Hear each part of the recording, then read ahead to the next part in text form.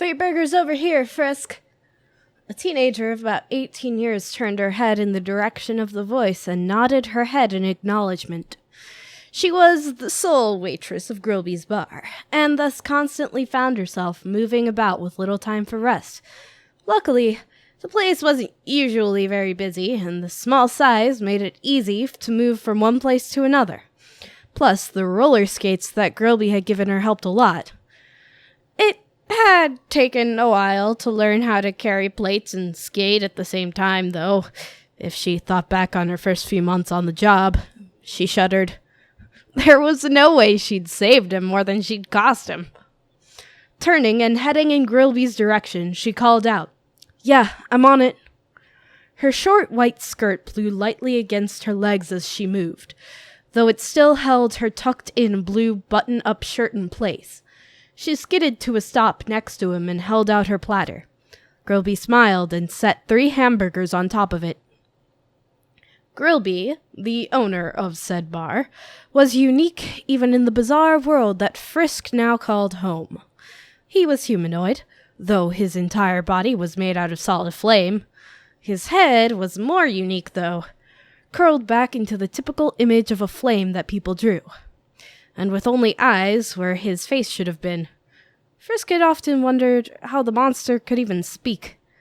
He wore a pair of glasses over said eyes, likely so that he looked a bit less intimidating. He also wore a button-up, short-sleeved tux shirt, a black vest, and really professional-looking jeans. Somehow, despite his lack of mouth, he always seemed to be smiling. "Not sure why you even have a menu, girls," she said with a slight chuckle. "You only serve one kind of food." Not quite true. He also served one kind of drink, but that didn't really make the menu any more necessary. He gave her his typical response, a shrug, and motioned for her to go deliver the food. Frisk dashed away. 5 years had disappeared in what seemed like the flash of an eye. Only a couple days until her 18th birthday, and the 5th anniversary of her final return to the past. It felt weird.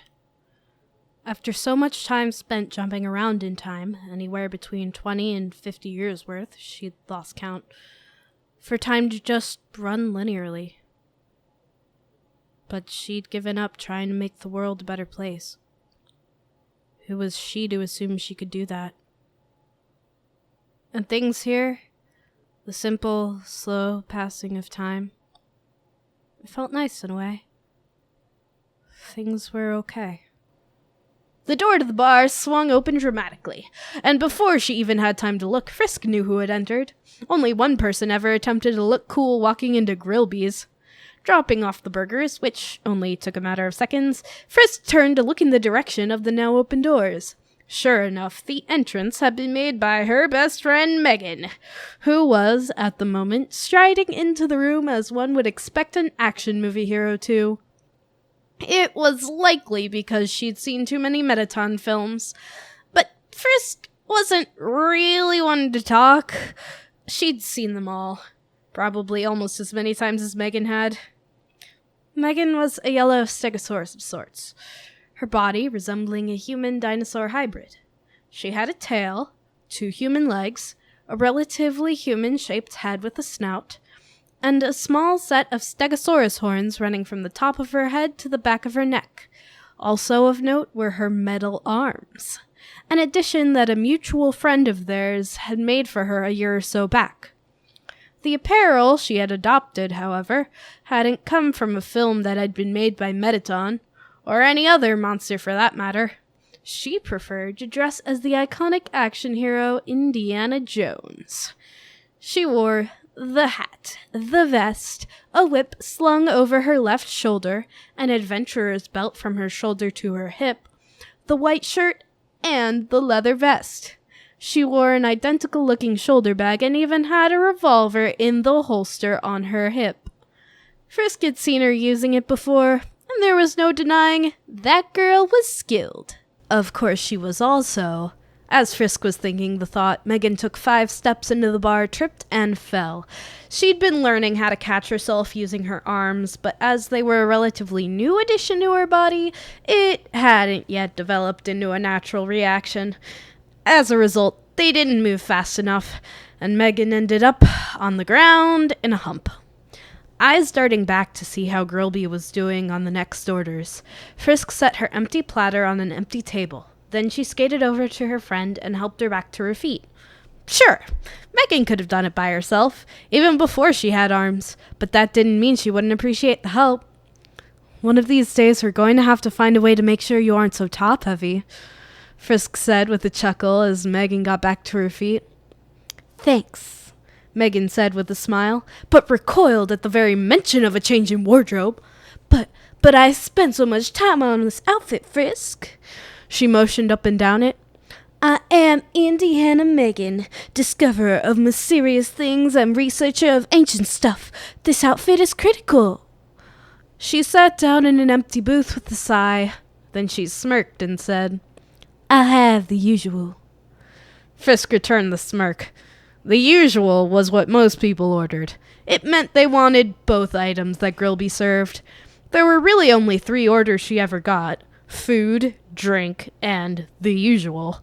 On the rare occasion somebody would come in and ask what they had on the menu, which was probably why Grillby had it.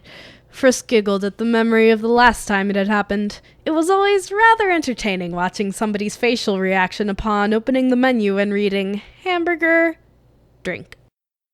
Skating back over to the empty table, Frisk picked up her platter and carried it back into the kitchen. Megan wants the usual, she said with a smile. Grillby's nod was nearly imperceptible, as he didn't even turn from the grill, but Frisk had gotten quite good at noticing it. Quickly taking the now-finished meal, she raced back around and dropped them off. Then she came to a stop once more at Megan's table. Placing her elbows on the table so that she could relax a minute, Frisk continued their conversation. Your outfit is fine, she said as she gave it another once-over. Actually, I think it works pretty well for you, but... She glanced at the metal arms. We just need to find a way to put some weight on the bottom. Yeah, came a familiar voice, chortling as he spoke. But then wouldn't she be a bit bottom-heavy? The voice came from the booth seat that Megan was sitting on. Only she was sitting on the outside portion, and the voice was coming from the inside. Basically, it should have been impossible for anybody to get there, as they would have had to slide through Megan. Yet there he was, a young, smiling skeleton. Eh? He said, with a chuckle, nudging Megan. Megan simply blushed. The skeleton coughed, as if attempting to cover up that he had been laughing. Not funny, huh? My bad. Couldn't resist. He glanced between Megan and Frisk. I'll have what she's having. Which was a kinda odd thing to say, as he most certainly hadn't been there when she ordered, but Frisk had long ago stopped trying to understand Sans the skeleton. As she turned to go, Sans cleared his throat. I suppose Megan is probably here for the same reason I am, with Toriel out of town for her monthly expedition to the flower bed to see if there are any more fallen humans. Pap was wondering if you had any plans for the next few days. He sent me to ask. Frisk's emotion changed for a couple of seconds as she thought about the future. She hadn't been doing much of that lately. The closer it came to the anniversary, the less she tried to look ahead. It was too painful, and left her way too unstable. So all she could give was a general response. Not much. Probably wander around town, see what's up with the people here, visit the library. Sans opened his mouth to say something else, but Frisk cut him off. Grillby was probably wondering what was taking her so long. I should probably get your order in. I am on the clock. She turned and skated hurriedly back over to Grillby.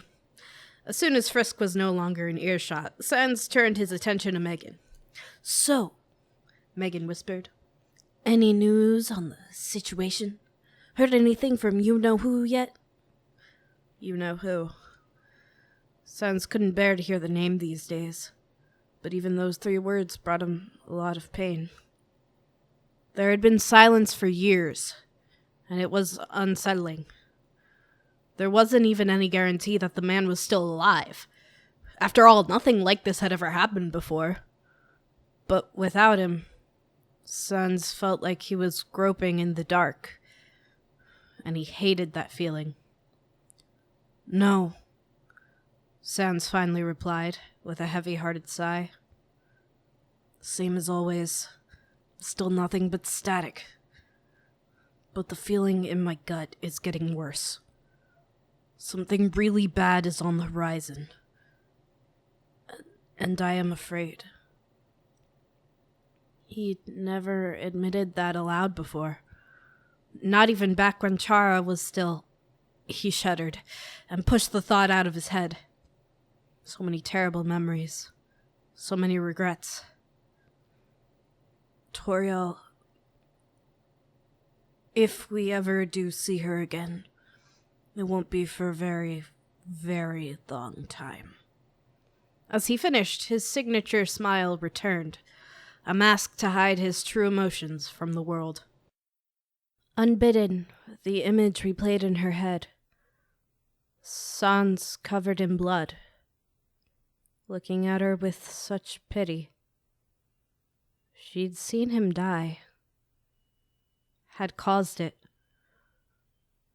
but she'd learned how to hide those thoughts, hopefully well enough that he'd never find them.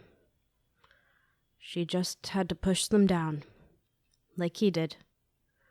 Pretend everything was okay. That she was fine without the calming effects of having her mother around. That she didn't still have nightmares. She always had this fear, though. A fear of what she would become if Toriel were no longer around. If she would be able to keep herself from changing. But Toriel would be fine. She always was. Nothing ever happened on her journeys to the flower bed. The feeling was hard to shake, though. After all, she'd killed Toriel herself on one such visit. If another human happened to fall down, who was to say they wouldn't do the same? She stopped next to Sans and Megan, who had suddenly fallen strangely silent. "What were you two lovers talking about?" she asked with a wink. Megan blushed, and Sans appeared awkward. "Just kidding. I heard you whispering something about Mom." Sans recovered quickly, going back to playing it cool. "Yeah, we were discussing whether or not Toriel would mind you coming over to mine and Pap's house for the weekend.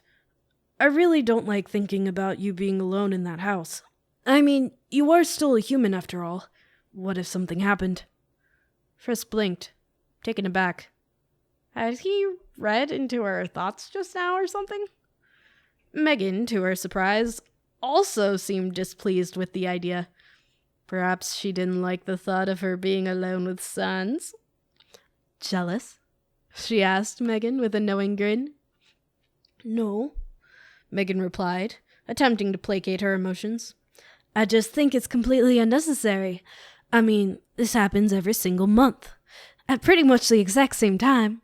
You've never had a problem before, so it shouldn't be a big deal. You're almost 18. I was simply trying to explain to Sans that you are more than capable of taking care of yourself." "That is flawed logic, and you know it," Sans pointed out, remaining calm. "Just because a problem hasn't happened before doesn't mean that it won't. And the fact that she is almost 18 is the reason why she shouldn't be left alone. All three of us know the repercussions. She may be Toriel's daughter, but as a human, she still isn't very popular, and her diplomatic immunity has almost worn out. And a few eccentric people, Undyne the Undying was one such monster that came to mind, may not be willing to wait a week." Frisk liked Sans' idea, to an extent. She had no intention of spending time at the house with Sans, but hanging out with Papyrus always made her feel better. Besides, there was something she was more afraid of than being around Sans, and that was being alone. The monsters didn't scare her. She'd long ago proven that she could handle herself against anything they could dish out. But being alone was never truly alone. She was still out there. The nightmare girl. The one who had convinced her to try the genocide route. The one who had encouraged her the entire time. The one who had spent the first 3 years of this run attempting to make her lose control again. Sure, Chara hadn't said a word in over 2 years, but it didn't feel like she'd left. Rather, that she was just biding her time. "I wouldn't mind staying with you guys," Frisk responded. "I could work with Papyrus on his puzzles." Puzzles designed to capture humans, ironically enough. The puzzles were set up by the extension of the royal guard that Papyrus led in Snowdin. And as there really wasn't much trouble in the backwater town, that was literally all they did. Frisk wasn't a part of it, as much as she wanted to be, because Undine had made it clear. No humans in the royal guard. She had, however, on a number of trips, helped Papyrus to set up traps. Sans nodded, pleased with her reaction. A couple regulars who had just entered the building called for Frisk, and she skated off to get their orders. Sans smiled as he watched her go. She was clearly in a lot of pain, but she hid it at least as well as he did. Took a phony to tell a phony, though, and he was as phony as they came. Maybe that was why she always felt such a kinship with the human girl. Well, that and she reminded him of Chara. "What are you thinking?" Megan asked with clear concern. "She is going to either be in the same house as me or with Papyrus when things go down. Either of us should be more than enough to protect her." "But what if the silence finally breaks? I mean, we needed to. If you know who doesn't respond soon, we could easily end up way over our heads. And do you realize how suspicious it is going to look for her to be going in and out of Papyrus's room while being absolutely forbidden to even open your door? This is not a good idea, Sans." Sans' eyes darkened, and his smile turned into a frown. "I would rather have her uncover all of my secrets, even the ones that you don't know about yet, rather than having her be killed by some unknown evil when I could have prevented it." Megan looked away, as she always did when Sans got like this. It was at times like this, when his dark side began to come through, that she was reminded of just how dangerous the skeleton was. When she looked back up, he was gone. The diner had gotten busy, and Frisk found herself running from table to table to table, dropping off food and picking up orders. She preferred times like this, moments that didn't give her time to think. It was the main reason she'd gotten the job. The other was to help her mother pay the bills, but in all honesty, that had been a close second. Nothing was more important than forgetting. It wasn't until Sans's food was ready that she was able to make it back to the table, only to discover that, per usual, he had up and vanished. She set his burger down in his empty space. He could always magically appear and eat it later if he wanted. She'd have to remember to make him pay before she delivered his order the next time, though. Megan looked troubled, and she had a couple of minutes before the next burgers were ready, so Frisk sat down on the seat across from her. "What's up?" "Sans," Megan said with a sigh. "Sometimes I don't understand him at all. The closer I get to him, the further it feels like he's pulling away. He still keeps so many secrets. The more I learn, the more I wonder if I will ever know who he truly is. Sometimes it just seems impossible." "No," Frisk replied hurriedly. "Don't give up. Never give up. Nothing is impossible." Hypocrite. That's what she was at the moment.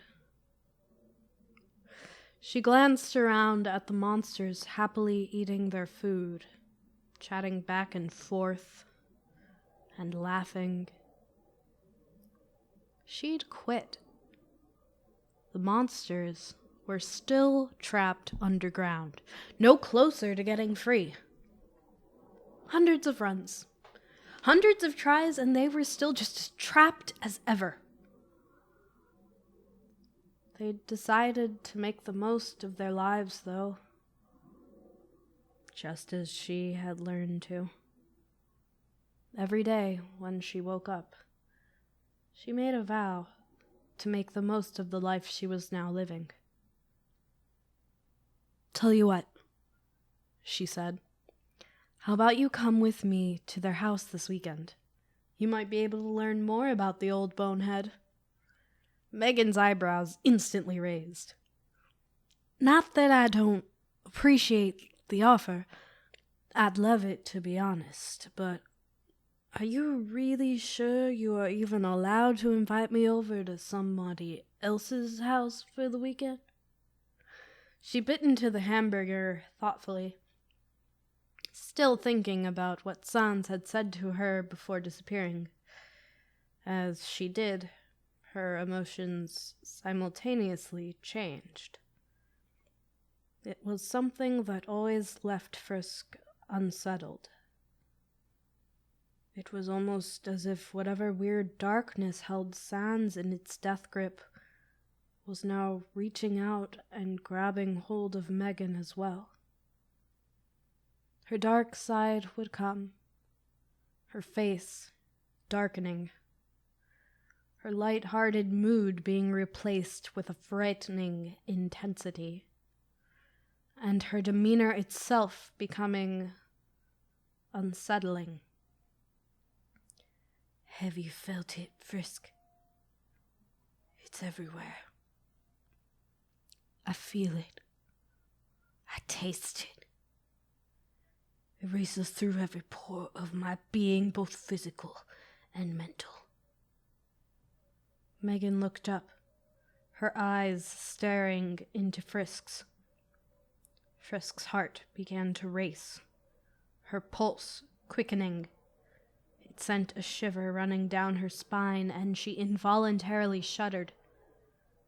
Megan's eyes were dark, terrifyingly dark, as if something else had come over her. It felt like she was staring deep into Frisk's soul and could read her like a book.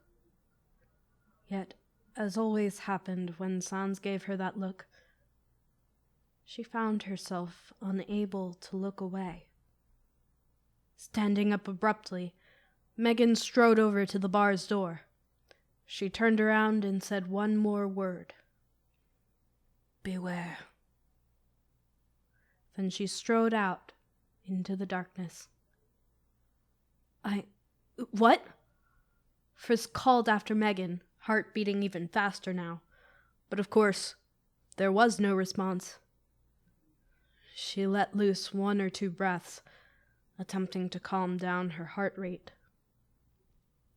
That girl was definitely spending way too much time with Sans.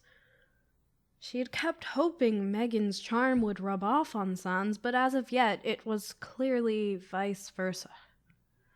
The last time Sans had gotten that intense wasn't even in this timeline. And it was never a good thing. She tentatively reached up and moved her hand through the air, sniffing as well. It seemed same as always to her. Nothing that bizarre about it. She glanced around at the monsters, who were still giving off that general air of contentment. They didn't seem to have any clue what Megan was talking about. Perhaps it was a Sans thing? A part of her wanted to rush after Megan, but Grillby was calling her name and the customers were waiting for food. So, standing back to her feet and dusting off her outfit, she headed back to the kitchen. Inside a house that defied physics by having no foundation and walls that were altogether too thin, a girl who looked strikingly similar to Frisk lounged on a satin black couch. Everything in the house was a dark black or purplish color, even the books on the bookshelves, and the clothes that the girl wore. Her ears each had 3 earrings, and her hair was dyed dark black with a purple stripe. Too much makeup and eyeliner added to the effect of her pale skin and red eyes. Very emo in appearance. She could feel it, the stench, and it had woken her up. Things were going to change at last. After 2 long years of waiting, sleeping, building the house for no other reason than that she had nothing better to do. Looking out the window of her house, she observed the restaurant of Grillby's. "You tried so hard, Frisk," she thought to herself. "Nobody could ever deny that. But as I told you such a very long time ago, sooner or later, you are going to belong to me." She kept silent, though, biding her time. Frisk would find out soon enough, and then she'd step in. For now, it was simply time to enjoy the show. Hours passed. Customers came and went. Frisk ran around wildly, attempting to keep up. For whatever reason, it was a very busy day. Towards the end, however, the store became silent. Nobody coming or going. Outside she could see the wind beginning to pick up, the snow beginning to swirl. A blizzard, pretty much an anomaly in Snowdin, as it had only happened twice before in the last 5 years. About an hour before the typical closing time, Grillby decided that there was little point in continuing to be open. Frisk grabbed her jacket, clocked out, and turned to leave. Then she stopped and glanced back at Grillby. "Are you going to be okay out there?" It was blizzarding, and he was made of fire, so it made her rather anxious. "Yeah," he said with a nod of his head. "I should be fine. Thanks for the concern, though." The 2 of them stepped outside, and Grillby locked the door behind them. "I won't be opening tomorrow," he told her as the 2 began to go their separate ways. "I have some other things I'll be attending to. See you on Monday." Frisk waved goodbye and began the long trek to Sans's house. The roads were deserted. Clearly nobody thought venturing out into the cold like this was a good idea.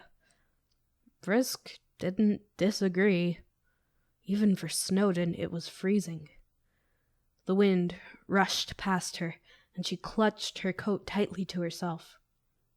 Where did the wind even come from? It was a question that she had asked herself a number of times while in Snowdin. I mean, they were underground. She looked up, but as always was unable to see the ceiling at the top of the cavernous world. She knew it was there, though. After all, there were never any stars up there. She shook her head and turned her attention back to what mattered most, getting to Sans's house and out of the freezing cold. Her thoughts coming back to what was happening around her, Frisk started to frown. As the wind pushed past her, she felt she could hear something. A voice, barely audible, calling out to her. But try as she might, she couldn't figure out if it was anything more than normal wind sounds, mixed with her imagination and anxiety. That was when she saw it, lying half buried next to a Christmas tree in the center of town. A shoe with the word Nike on it, unmistakably from the world above. How in the world had it gotten down here? She paused again, listening to the wind. But she couldn't hear the voice anymore, if it had been there at all. "Hello?" She called out into the darkness. "Is anybody out there? Is there a human out there somewhere?" But nobody came. Genocide. The word raced through her mind, and she felt her heart beginning to beat faster. "Calm down," she hissed at herself. Everybody was inside because of the storm. They weren't dead. "Frisk, what are you doing there?" Megan called out, tapping her on the shoulder, appearing as if out of the air itself. Of course, it was way more likely that she had simply been walking through the snow. Visibility was near zero, and Sans was the only one who could teleport, right? "It's really cold out here, and you've been standing staring at that tree for the last 10 minutes. What in the world are you thinking?" She glanced around, but saw nothing of note. The shoe had long ago been buried in the snow. When Frisk gave no response, Megan took her by the hand. "You must be suffering from frostbite or something. Come on, I'm getting you to Sans's house right now." As she strode roughly through the snow, Megan's eyes darted around warily. It was odd, as if she expected something dark and sinister to come barreling out of the snow at any moment. Although it was only a 5-minute trip to Sans's, the shivering cold and blinding snowstorm made it feel closer to an hour. Finally, Sans's house came into view, and Megan breathed an audible sigh of relief. Nothing had come out of the darkness. No demons, no humans, nothing. Finally, they had arrived at Sans's house.